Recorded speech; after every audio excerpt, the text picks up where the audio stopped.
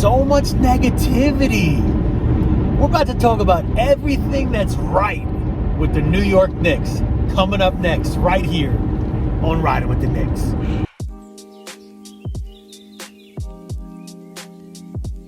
Welcome back to Riding with the Knicks. This is the channel where we talk about the team that we love, the New York Knicks. We love them when they're good. We love them when they're not good. We're going to talk about the season as it unfolds. And, of course, as we always do, we talk about the deeper themes that we can pull out of the game and apply to our lives to become the best version of ourselves.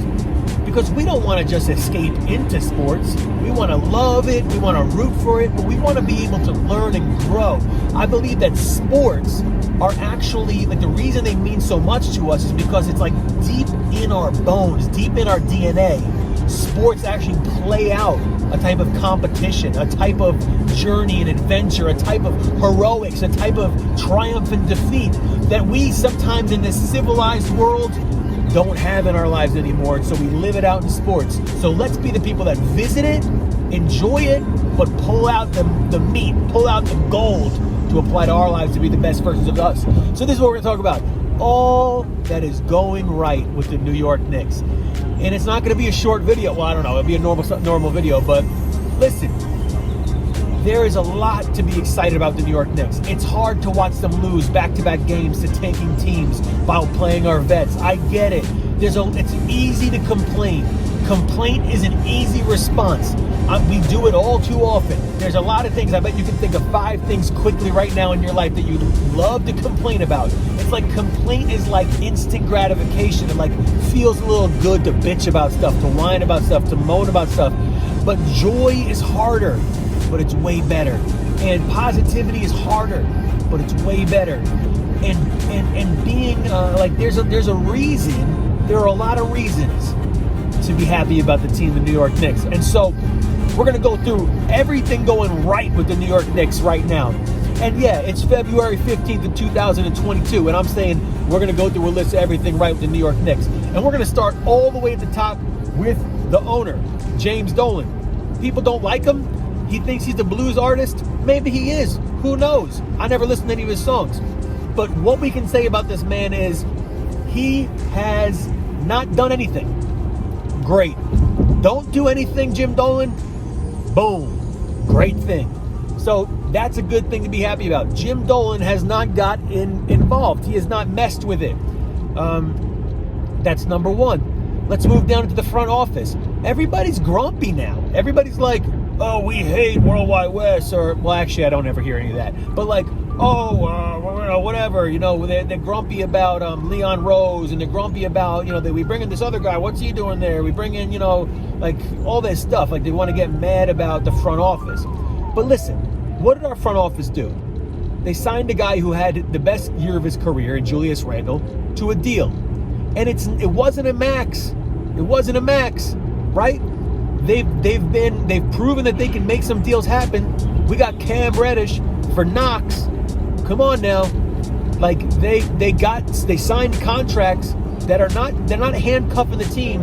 They didn't go out like past front offices and miss on LeBron James and give a bag to an aging Amari Stoudemire. They didn't go out and get Andrea Bargnani. They didn't do these types of things that the Knicks are notorious for doing. They got on some solid deals for some average players. And this is the product of that. And so what do we want to do? Do we want to splurge and make a big splash with a kind of a star that doesn't really fit the timeline or doesn't really fit the team or is past their prime, give up a bunch of assets for it, or sign them to like way too much money and then we're handcuffed for the future? No, of course we don't want to do that. And so people celebrate the contracts that we gave out because it's like, oh, these are kind of like common sense contracts that actually give us some flexibility in the future. But the product isn't going to be, it's going to be that mediocre product. But do not act like our team right now and our roster isn't better than the team we had a few years ago. Right? We were rolling out guys that people were saying had no business even being in the league.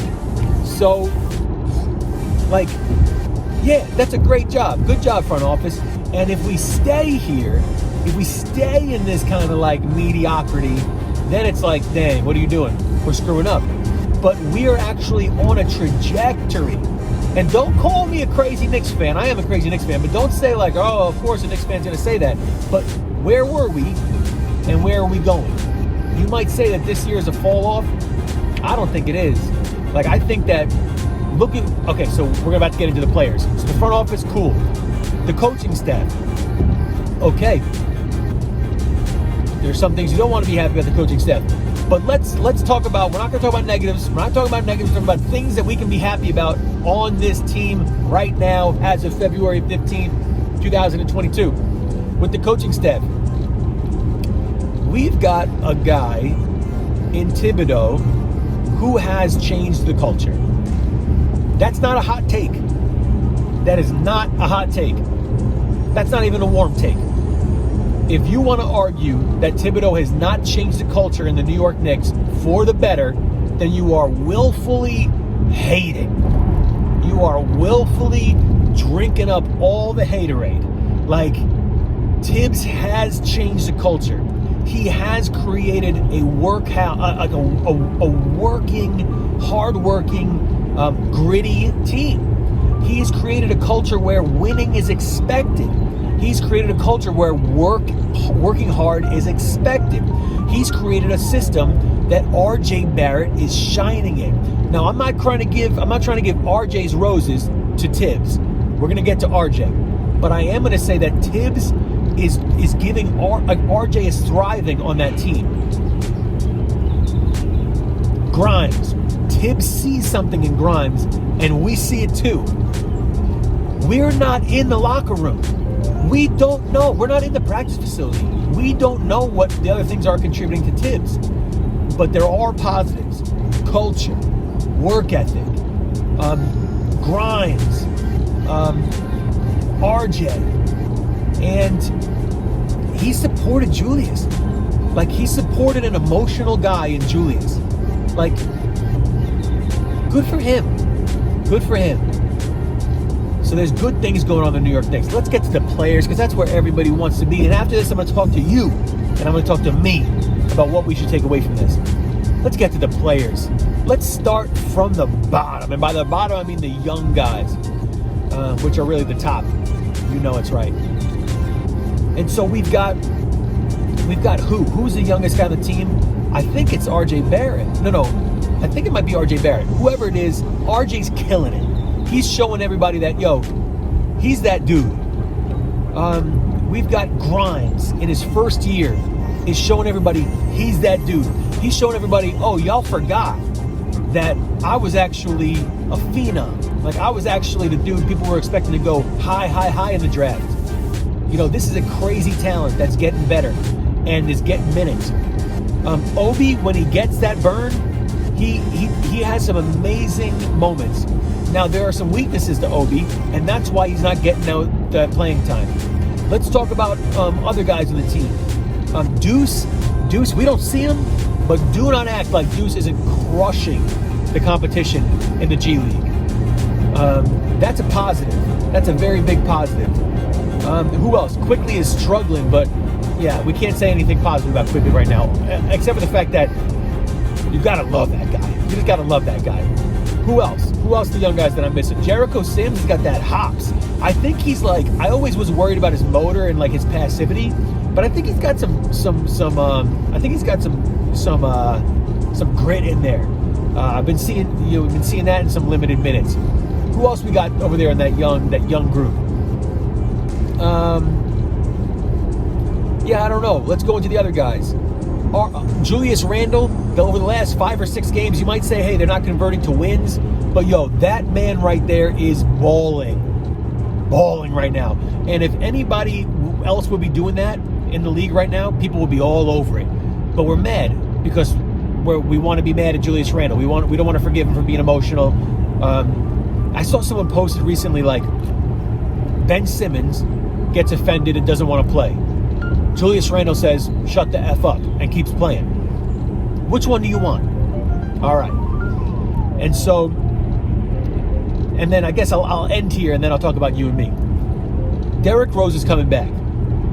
Derrick Rose is a true point guard. And if you add a true point guard to our rotation, you will see that we are actually still progressing as a team. The record does not show it, but this team is getting better. Grimes is there and getting better. RJ is emerging. Julius has shown that he can still be Julius. Mitch, that's the other guy I forgot. Mitch is killing it this year, and he deserves a bag, and we should keep him, and we should tape those ankles up. But if you put a legit point guard into that rotation with those guys, you got a serious team right there. And so those are all the things that we should be excited about with the New York Knicks. Now let's talk about you watching this video right now. What do you do? Like what do we do? What do we want to do?